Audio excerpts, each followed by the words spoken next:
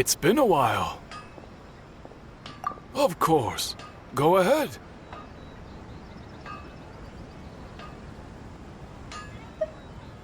Oh. Now there's a question I wasn't expecting. Very well. I'll tell you what I know once more.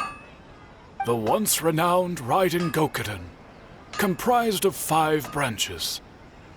Amenoma, Futsu, Ishin, Hyakume, and Senju.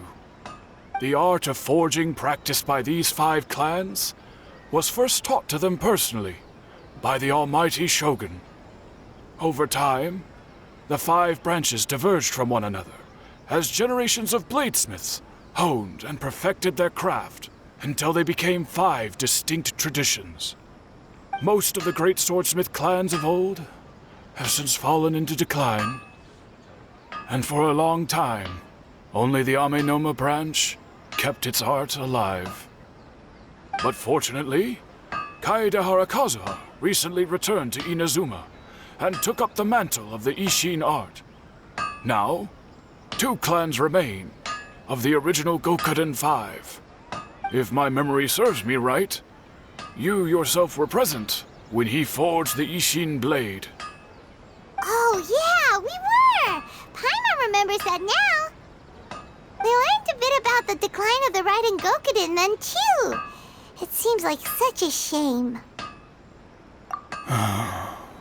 That, my friends, is a tragic tale indeed. In fact, this was not made known to me for most of my life. All these years, I knew of those great clans' demise, but never the cause. Only recently, when the question was on my mind, did I ask Kaedehara Kazuha about this. He told me that, as we are both heirs to a branch of the Raiden Gokuden, it was right that I should know the truth. There is no harm in telling you, but I must warn you. It is a dark and sorrowful tale. The Raiden Gokuden were the targets of a murderous rampage by a vengeful bladesmith. Vengeful? Why? 400 years ago, so I'm told, there was a catastrophic malfunction in Tatarasuna's furnace. One brave swordsmith heard the commotion and chose not to flee, but he rushed to the scene, hoping to prevent a disaster. Tatarasuna was home to a state-of-the-art forging and smelting operation in that day, and overseeing it was the armory officer. His surname was Niwa, though he had family ties to the Kaedehara clan. Knowing that they had just one chance to save countless lives, Mr. Niwa and the swordsmith leaped together into the furnace. The furnace quickly stabilized, but neither of them made it out. The smith's death, though heroic, dealt a devastating blow to his family's fortunes. His orphaned son was left to fend for himself, and grew up deeply resentful at the world. In his heart, the whole of Inazuma was culpable in his tragedy. He hated the almighty Shogun for her apparent indifference towards his father's death, and he hated everyone who had done nothing to try and save him. Powerless and destitute, the only legacy he had to pass on to his children was his hatred. Generation after generation bore this grudge, living in utter misery. Alas, if only the story could have ended there. But 100 years ago, the then head of this family reached the end of his wits. He could bear their fate no longer, and yet he could do nothing to change it. Finally, he made a drastic decision to take revenge on the Raiden Gokuden. In doing so, he sought to vent his pent anger and shake the very foundations of Inazuma's forging industry. In his fury, he murdered indiscriminately, killing even bladesmiths from the Hyakume clan which he belonged to. His goal was absolute, the devastation of all of the Raiden Gokuden. But when he came to the Kaedehara and Kamisato clans, his killing spree came to an abrupt end. He failed to catch them unawares. They fought back fiercely, and they did not spare his life. That is why the Kaedahara clan and their Ishin art survived that day. I suppose they were the lucky ones, under the dire circumstances.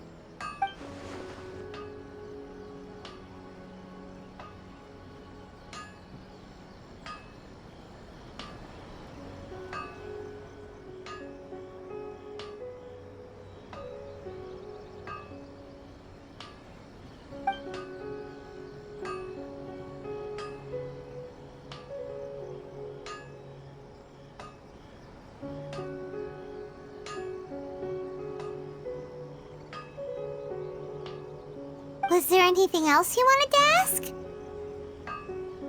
Kazuha? Why, yes. Just yesterday, in fact. We spoke for a while over some tea. He seemed well.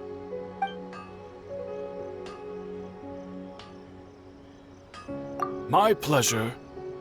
Don't tell Paimon. There are other places you want to visit too, right? Your expression says it all. You can't hide anything from Paimon. On to the next stop. Lead the way, traveler. Paimon will be right behind you.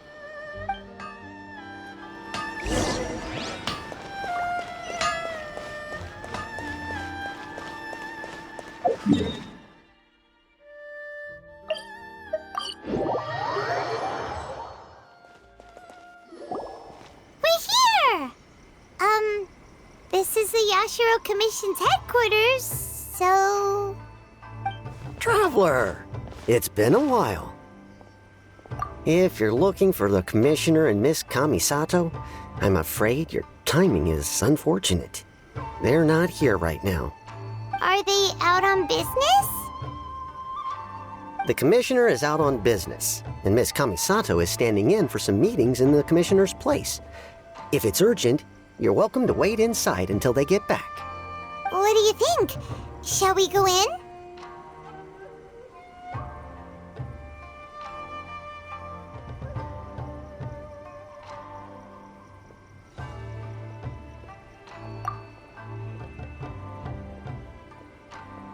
If it were anyone else, I couldn't allow it. But seeing as you're so close with the Commissioner and Miss Kamisato, I think it should be okay. We'll be heading in then. Thanks!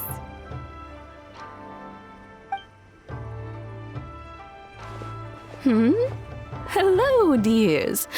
Is there something you want to say? Of course, traveler. Yes, I know who you are. Miss Kamisato has told me about you. What would you like to know? Oh, they're both very well indeed. Lately, Miss Kamisato has been rather busy attending all kinds of meetings and occasionally paying visits to some local organizations on the Commissioner's behalf. As for the Commissioner himself, well, you know, busy as ever. That much hasn't changed. Although he does seem to be in a rather good mood these days. So pretty much business as usual in the Yashiro Commission, huh? Very much so.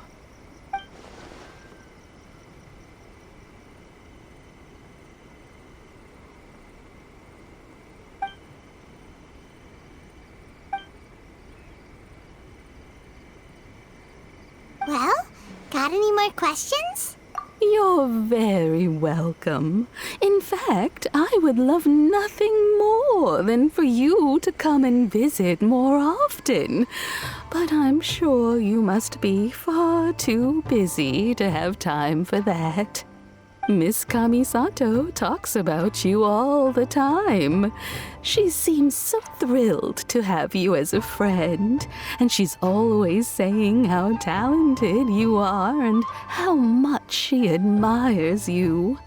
I must say, many things in Inazuma seem to have taken a turn for the better since you arrived here. I mean it. Whenever the commissioner dines at home, Toma always joins him. I always find myself at my most relaxed when I'm serving the two of them and listening to them chat away. The commissioner has such a busy schedule that he doesn't always have the chance to take his meals at home, but given the opportunity, he always prefers to dine here. They say it's because Toma's a much better chef than most. Oh, the commissioner is so fond of home comforts. They get to talking about you sometimes too, you know. Always with a very fond tone.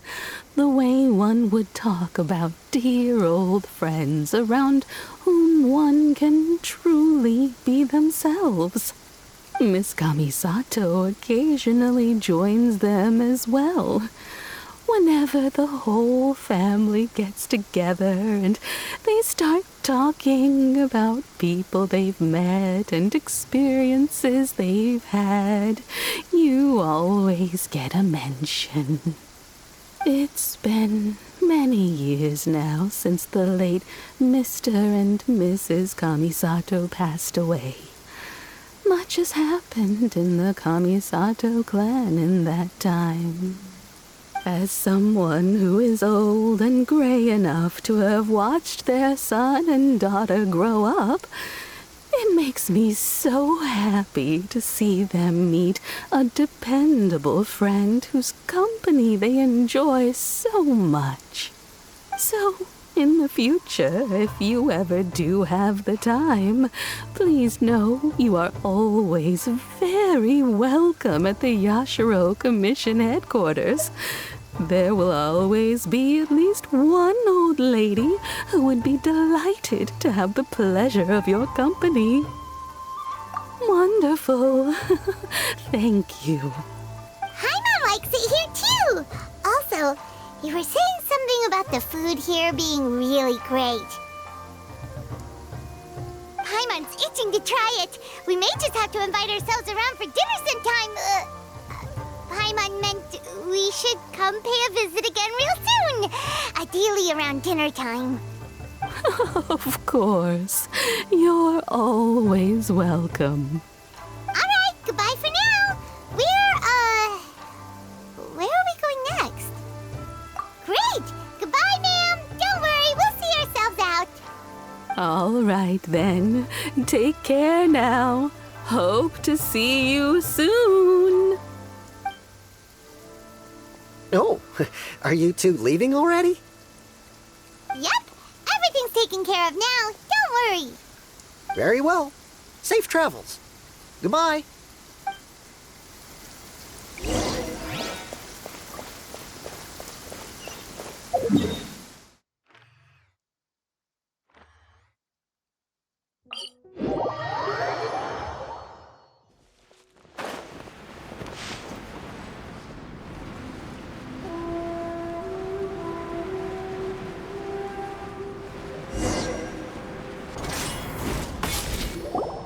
Well, here we are. But what are we looking for? Something or someone?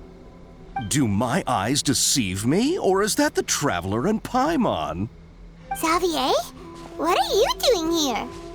I was in the general area, and now I'm in this specific area. There, that's me. So what about you two? We have some questions and thought you might be able to help. Certainly do. I've researched the furnace here in some depth. If there's anything you want to know, just ask away. Like the back of my hand. Make no mistake, I have been here a good many times before. Not only that, but I've met people in Inazuma whose families used to live in Tatarasuna years ago. They said it's all true, the history. Oh, well, it's a long story, don't you know? The tale of Tatarasuna starts a long time ago. I'm told that its history is one of the most foremost forging and smelting operations in the nation, goes back around 1,000 years. Still, the furnace has had a couple of serious maintenance issues along the way. A couple? When exactly? One was just in the last few years, the other was several hundred years ago. A fun fact, I'm not the first Fontaine tech guy to come and work on it either. There was a guy back then too. They say he was a mechanic who consulted on a technology upgrade. It seems like the technological collaboration between our two nations goes back a long way. How about that?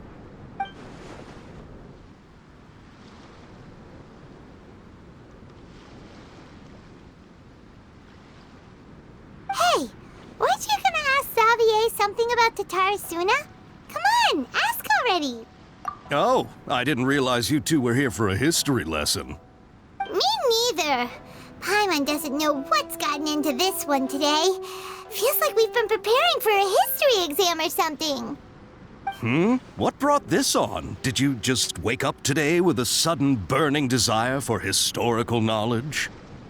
Sure, go ahead. A kabuki mono? No, I can't say that I have. I do know the word, Inazuman, for those eccentric types who always go around dressed to the nines. Just the sort of person that I'd like to meet, actually. But sadly, I've never had the pleasure, nor have I come across anything to do with a kabuki mono where Tatarasuna is concerned.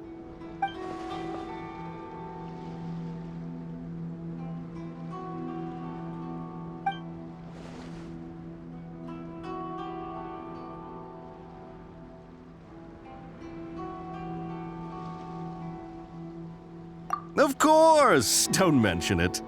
Oh, we're leaving? Okay, bye, Xavier. Oh, you're most welcome. More than happy to help. Farewell. Looks like you got all the information you're looking for. Sure, but what's up with you today? Whatever it is, it seems like it's really troubling you. Keep your smile, Spinal Crocodile. No matter what happens, Paimon will always be there for you. Come on, you gotta keep it together. Why don't you grab something to eat? You can't go facing life's challenges on an empty stomach. All right, let's head off and go meet Nahida.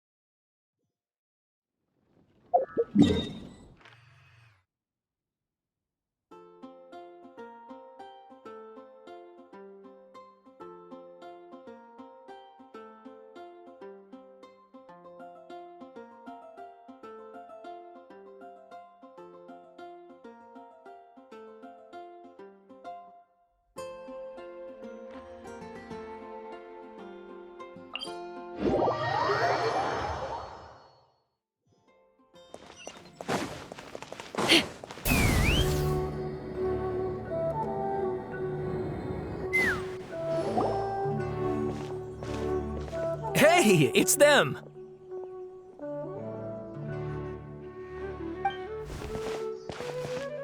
Akaba, Sawada, you're still here?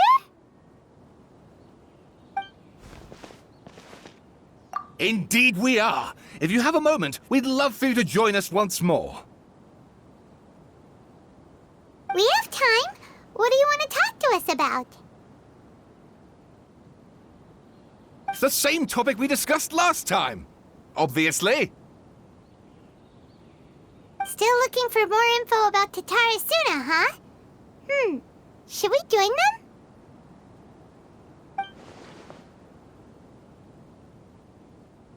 Unfortunately, we haven't made any real progress.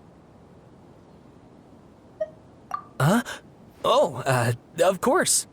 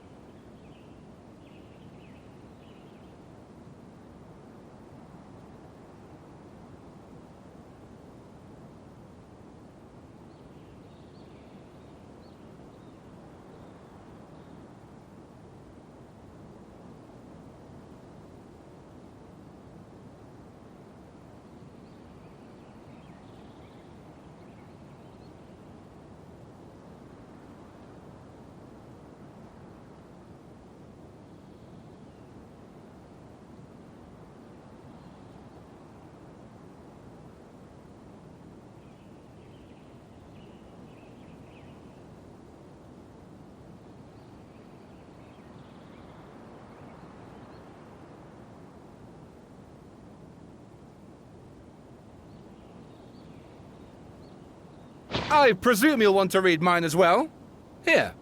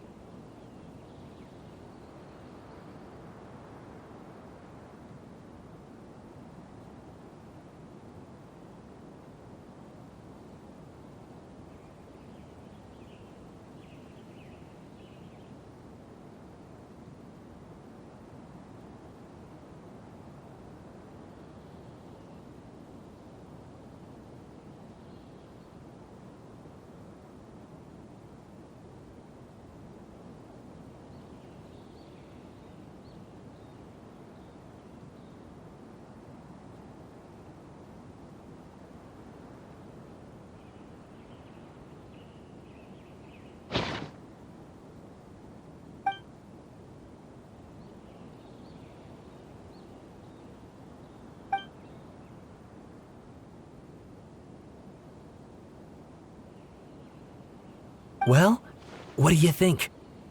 Hey, Traveler, remember how last time Akaba was saying how he wished he could gather more information about all this? Well, we just got back from Inazuma, so What did you find out? Something big? it's a long story. Basically, we have some friends in Inazuma, and...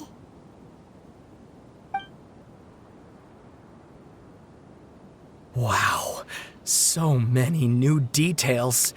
Thank you so much for sharing that with us.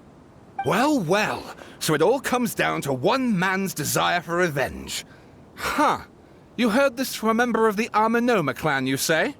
Then I guess it must be true. Ugh. So there's no ghost story here after all. This new information actually lends further credence to my hypothesis. Evidently, swordsmiths were seen as having an incredibly prestigious role in society those days, to the extent that harming them was conceived of, at least by the perpetrator, as a way of exacting revenge against those in power.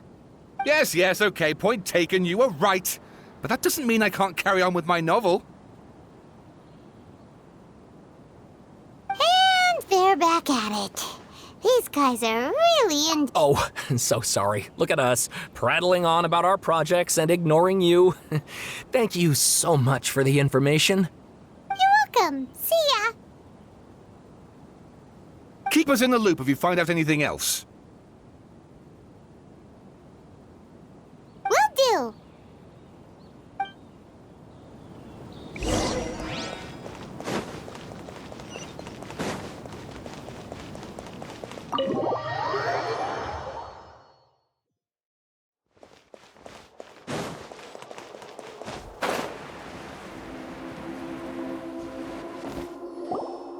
Nahida, we're here! Traveler, Paimon, how have you been? Ugh, where to start? Paimon hasn't had a moment's rest this whole time. That night, we ended up chatting and chatting until suddenly the sun was up. And then he decided he wanted to go to Inazuma. The Balladeer? It sounds like some kind of code name. You look troubled. Is there something you need to tell me?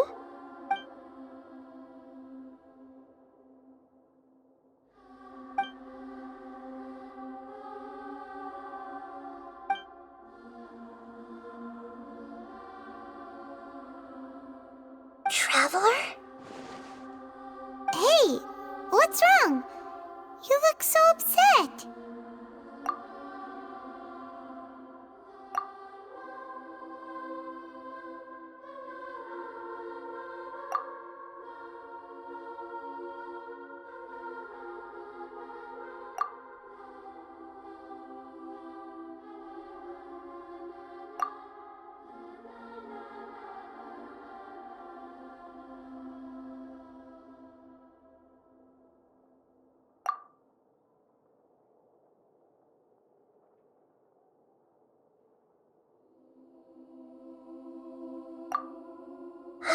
That's quite a story.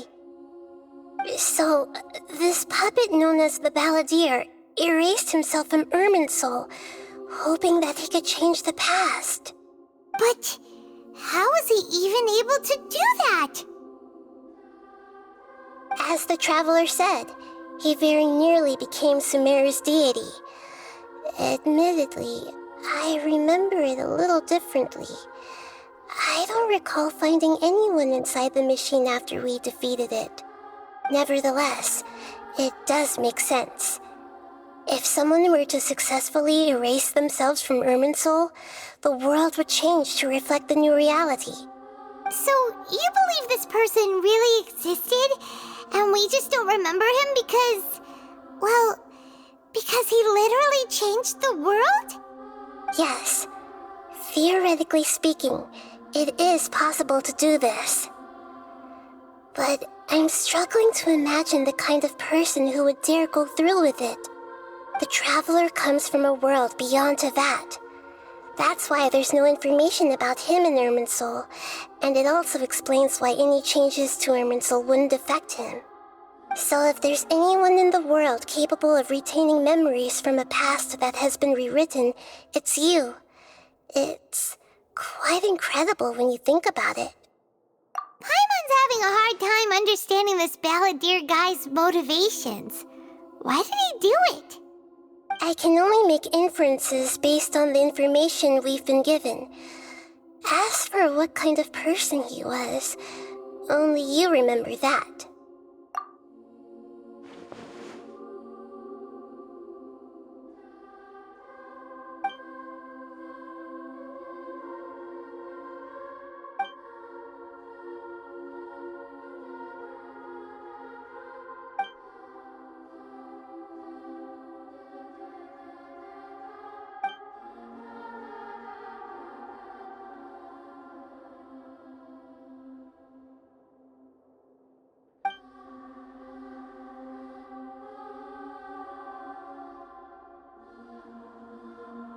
Something else worrying you? Something that you can't share?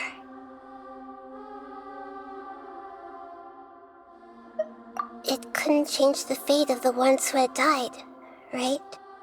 Once the balladeer realized he hadn't been betrayed after all, it must have completely changed his view of the people of Tatarasuna. Now he saw them as friends again. He couldn't keep hating humans after that, and if he thought there was a chance he could save his old friends, it would be hard not to try. The story makes sense, every part of it. The balladeer tried to achieve godhood with the doctor's help.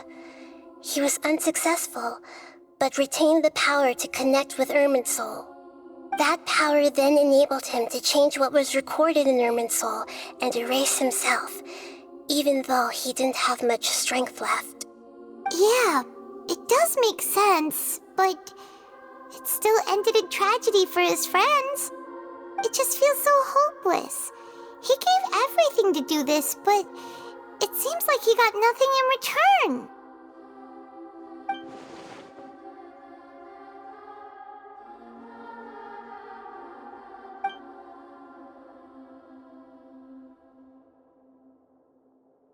Please wait a moment. I want to check something. Found it. This should be the one. It turns out that I have a strange way of confirming everything he has told us. What is it? A record from a personal collection. It was tucked away in a corner. You should take a look.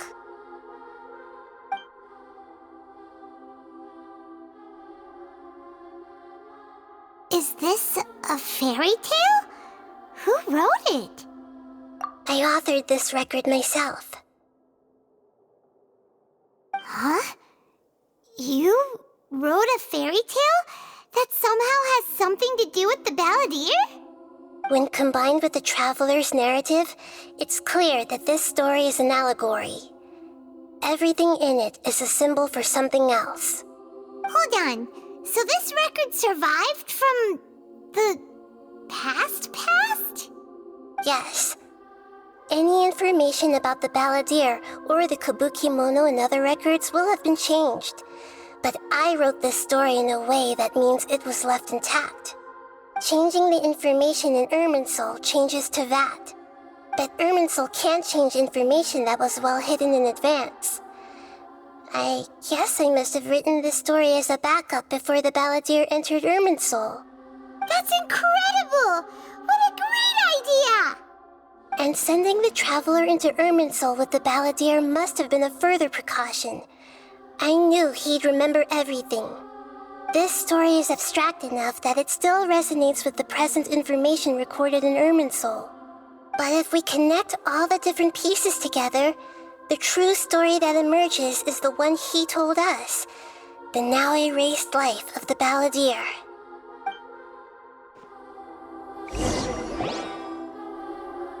There was once a lone monster draped in fox fur. The monster found a family of foxes, joined them, and they became friends.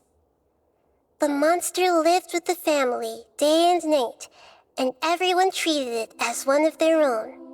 Once in a while, the monster would take off its fox fur at night and lament to itself as it gazed at its reflection in the water. I am a monstrosity, yet they are too foolish to see it. I pity them. But the monster soon found solace when another came to live among the foxes who was not their kin. A kitten, carved from the wood of a white tree who had been abandoned by the humans. The kitten too wished to become a fox, but its tail was too slender and it could not grow a coat of richly colored fur. Yet when the other foxes saw this, they spoke words of comfort to the kitten. Even without a tail and fur like ours, you are still one of us. Furious at this happy resolution, the monster lit a fire on the mountain. The terrified animals panicked as the fire spread. The only way to extinguish the flames was to make a sacrifice. A gray fox stood up and addressed the monster. It said, "You are the cleverest among us. Surely you can help us find a way to solve this." The monster smiled, led the fox toward the fire, and murdered it. The gray fox's heart was turned into a beautiful drop of water, clear, spotless, and pure. The monster gave the heart of water to the kitten, telling him, "The foxes have decided. You are the one who must be sacrificed. Take this, quench the flames, and die for your fox kin." The fire was extinguished, but the kitten lived. It left that side of the mountain and found a little bird who had a broken wing. The two promised they would spend their whole lives together, but the little bird did not have long left to live. It passed away soon after. After burying the bird, the kitten left the mountain for good. Never again would it cherish a single creature nor a single blade of grass that stood on that mountain. The kitten spent the nights wandering aimlessly, gnashing its teeth at the moon. How it wished to swallow the moon and devour the moonlight. If the world could only return to darkness, then it would finally be peaceful and content. I will become the new moon, the answer to everything. Then, no one will know that there were once birds, foxes, and cats in this world. And no one can know that they were different.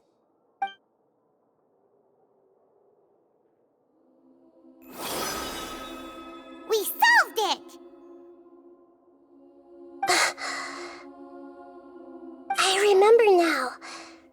This is not just the balladeer's story. It is his very own memories.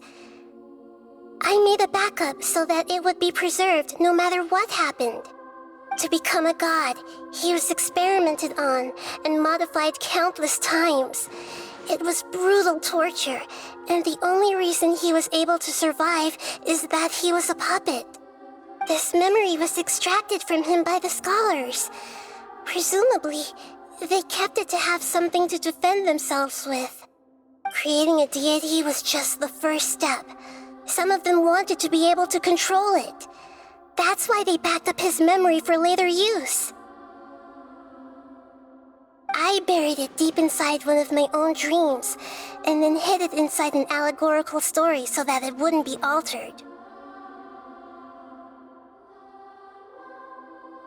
It's hard to believe that this person really existed, let alone that he tried to get rid of us on more than one occasion. Paimon has no memory of him at all. He completely vanished like a puff of smoke. The balladeer agreed to help me look for information about the Descenders, and although he was unsuccessful, he still helped you. Before he vanished, he confirmed an important detail, that Conria was where your twin first came into this world. We still don't know how the change to Irminsul will affect the senior ranks of the Fatui, but in all likelihood, they won't even remember their own Harbinger. It sounds like Paimon wouldn't like this guy a whole lot if he was still around. But still, Paimon doesn't like the way it all ended that much better. This is why wisdom alone cannot answer all our questions. We look, we see, and we comprehend, but the question still troubles us. So the answer is not everything. People yearn to find the truth and then conquer the troubles they face. When you give someone the truth, you give them a chance to choose their own destiny. To others looking on, this may seem like a pointless endeavor, but for him, the chance to act on his desire to disappear must have meant a lot. Never forget that even when we walk beneath dark clouds along a road filled with suffering, the light of wisdom is always there, guiding us toward a better destination. And that is what you have been doing all along. Yeah, Nahita's right. Cheer up! How about we go get something to eat? We can pick up this heavy conversation again later. Good idea. Paimon, why don't you take him out for a walk to clear his head? You got it! Come on, Traveler! You need to get out of your head for a while. You'll feel much better after taking a walk. Let's go get a snack from one of the stalls in the Grand Bazaar! That'll be sure to lift our spirits! There's a few things I'd like to look into. You should go take a walk and try to unwind.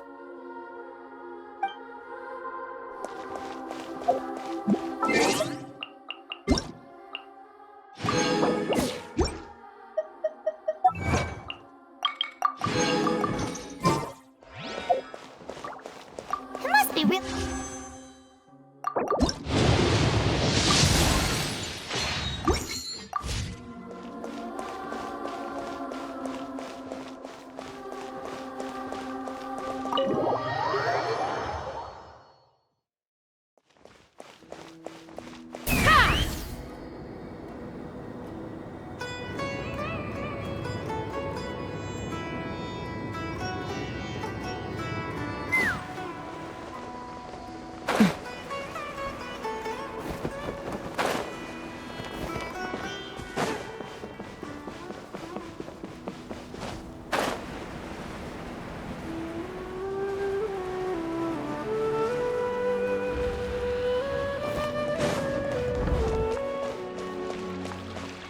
Sure you found the correct semantic field for this?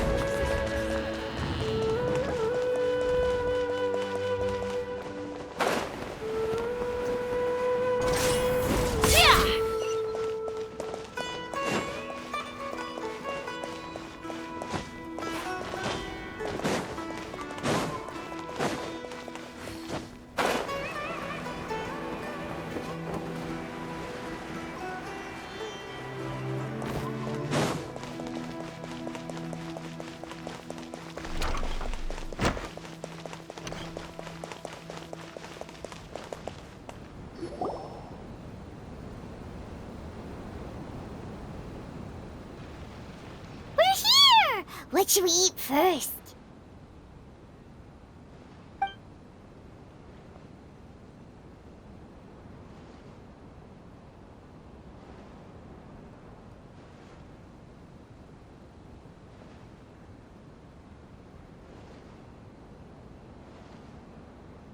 Hey, are you gonna answer or what?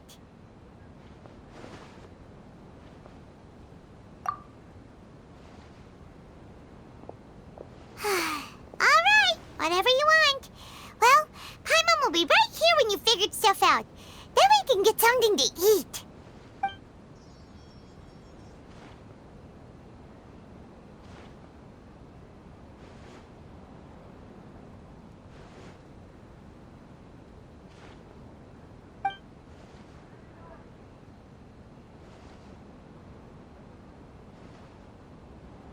What is it?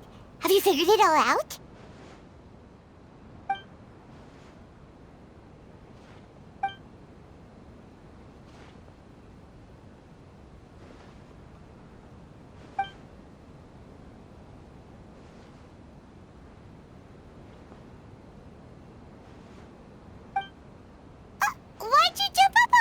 button.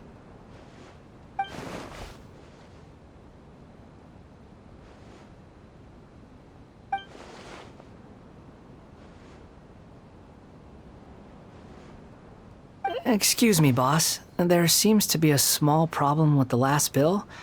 Look, here.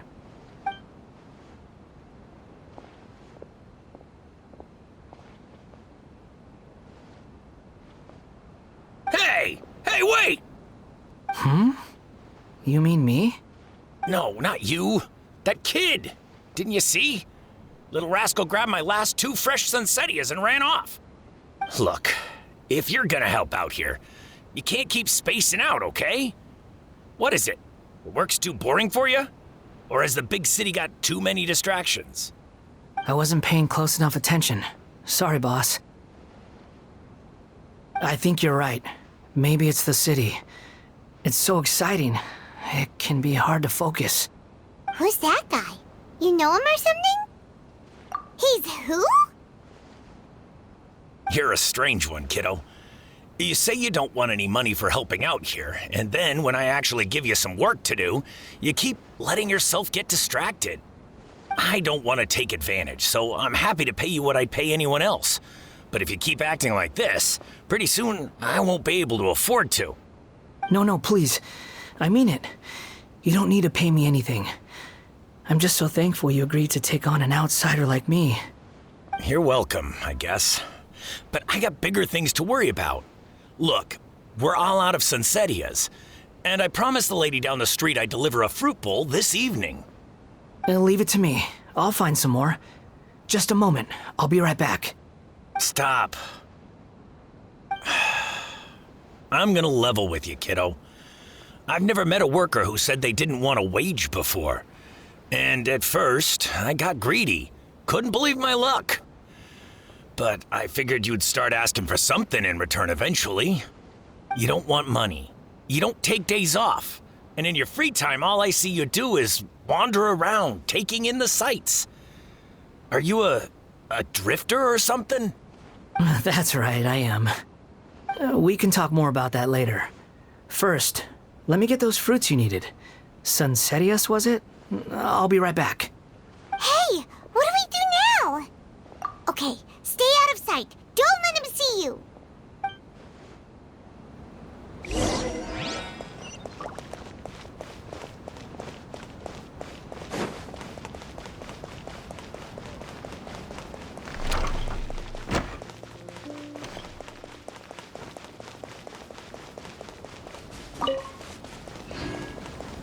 Take me up!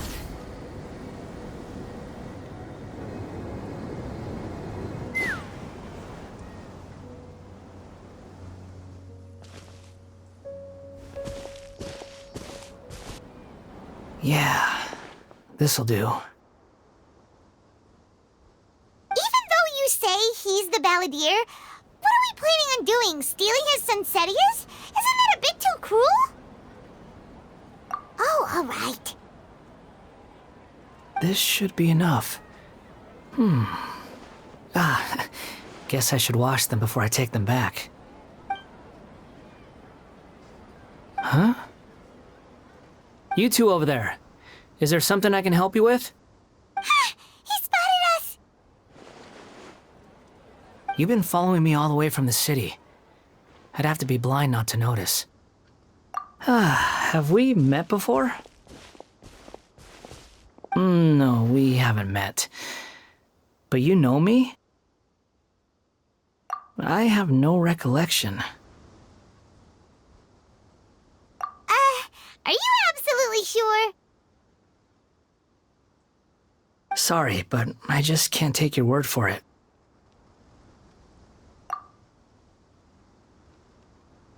A puppet? What makes you think that? Huh? You were right! The look on his face! I guess you do know me after all. That is not something I share with a lot of people. Look, I'm just a wanderer. But seeing as you've gone through all this trouble to track me down, I'm sure whatever it is must be important. Okay, but please let me deliver these goods to my boss first. Are you really working for that guy? He said you don't want any more for it. Is that true? Yes, I ran into him out in the wilderness during a storm, and he let me take shelter in his cart. In return, I said I'd be his helper for a while. That's oddly nice of you. Let me take these back. Then I'll come with you, okay? Then let's return to the city.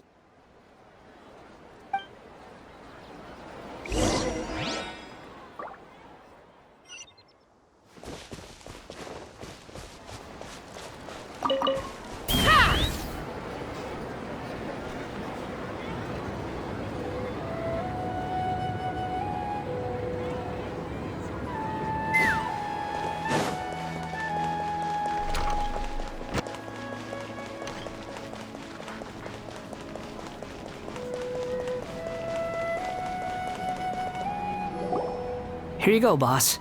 I'll leave them right here. Oh, you really went and picked some more. Who are these two? Something's come up, and they need to borrow me. Sorry, boss. I'm afraid I'll be away from the stall for a while. I was just about to pay you anyway. Go wherever you want, kid. Don't waste your time here. What? I get it, okay? You just wanted to help me out, to thank me for giving you shelter from the rain that day. Even then, I don't understand why you're so adamant that you don't want any pay for it. But look, it was pouring down and there you were, sauntering along without a care in the world, like you had nowhere to be and didn't even care that it was raining. Imagine you were me for a second. It's a little weird, right? Why is this guy traveling during a rainstorm if he's not trying to get somewhere? And why is he taking a shortcut through the open country if he's not even in a hurry? But anyway, taking you in didn't put me out even slightly. You don't owe me a thing for it. Certainly not all this. Your time is valuable. You know, you should go live your life. But I don't...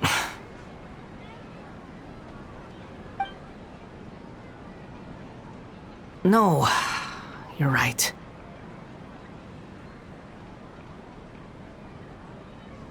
Then I suppose this is where we say goodbye. Thank you again for taking me into the city. Don't mention it, kiddo. I've run into all kinds of characters over the years. I just hope you find your path. Thank you.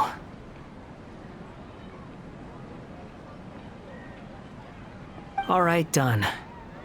Thanks for waiting for me. We can go now.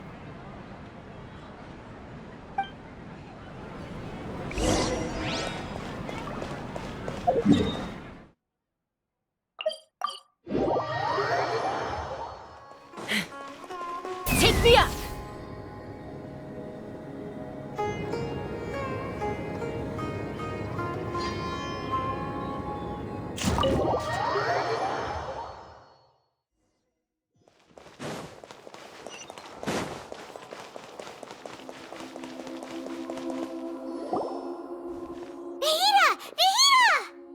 What's wrong? Huh? Are you? Hello. I do apologize for the sudden intrusion. We found this guy in the street, but he doesn't seem to remember anything. So, yeah, quite an eventful walk.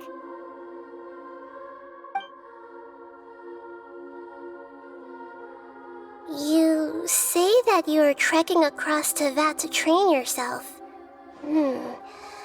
Many other Inazumans who describe themselves in this way call themselves Shugenja. Why do you refer to yourself as a wanderer? Well, it seems more relevant in my case. To me, it sounds like a plant with no roots. But these two claim that they know me, and that I have a hidden past unknown even to myself. I wouldn't call it the past, but rather... this is a difficult one to explain. I don't like to rely on using terms like this often, but in your case, it seems that it ought to be called, previous incarnation. Oh, like a past life or something? Yes, something far more distant than the past. So far away that you cannot perceive it.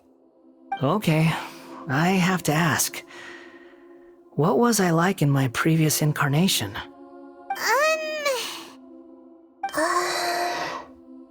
Oh, okay. I see. You want to tell me, but you can't bring yourselves to say it. Looks like I didn't have the most wonderful existence in my previous incarnation. If it's that difficult to talk about, I have no doubt it will be just as difficult to hear, but I'll be able to handle it. Please, tell me the truth. Is truth something you care a lot about? Yes. Then I'll be straight with you. In your previous incarnation, you did many things that would be considered evil. You nearly died because of what other people did, and many died because of you. As a non-human being, you hated gods and humans alike. You drifted from place to place, never able to settle, even where you found status and identity. You adamantly believed that you were missing a heart. Actions rooted in persistence sometimes bear bitter fruit. Sometimes, you have to let parts of yourself go, or you'll never be happy.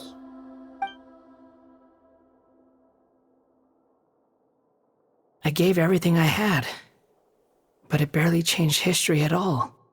In terms of the outcome alone, that's true. I don't think I can judge everything I've heard purely in terms of right and wrong. Each choice a person makes belongs to a specific place and time, a chain of cause and effect, a cycle of karma and consequence. That is the nature of truth. If one thing is right, its opposite must be wrong. And yet, dichotomies like this are not enough to explain the world in all of its complexity. It seems like my previous incarnation wasn't the most likable individual. We're not trying to hurt your feelings or anything, but yeah, we weren't your biggest fans.